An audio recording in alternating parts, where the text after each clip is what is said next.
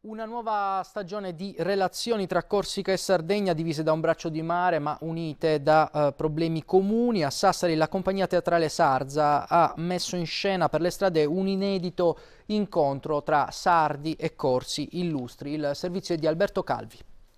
Gio Maria Angioи. Caro Pasquale Paoli. Un incontro di fantasia, quello tra il patriota sardo Gio Maria Angioi, paladino dei moti antifeudali, e Pasquale Paoli, padre della patria corsa e profeta dell'indipendentismo. Una rappresentazione per le vie del centro storico di Sassari, organizzato dal laboratorio teatrale Sarzea, che precede altre solenni manifestazioni che sanciranno un'inedita intesa ufficiale tra le più grandi isole del Mediterraneo occidentale.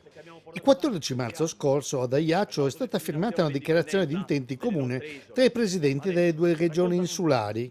Il presidente della regione sarda, Francesco Pigliaro, e il presidente corso Gilles Simeoni hanno condiviso una serie di questioni relative alla peculiarità delle isole sorelle, in ordine alle tematiche dell'autonomia politica, dei trasporti, dello sviluppo economico e della difesa dell'ambiente. Un incontro che è stato definito storico e che avrà un ulteriore solenne sviluppo durante la celebrazione del Dia della Sardegna, quando il 28 aprile a Cagliari i consigli regionali delle isole sorelle si riuniranno per la prima volta in seduta comune. Un sogno che neanche Paoli e Angioi, molti entrambi in esilio in terra straniera, oseranno mai neanche sperare.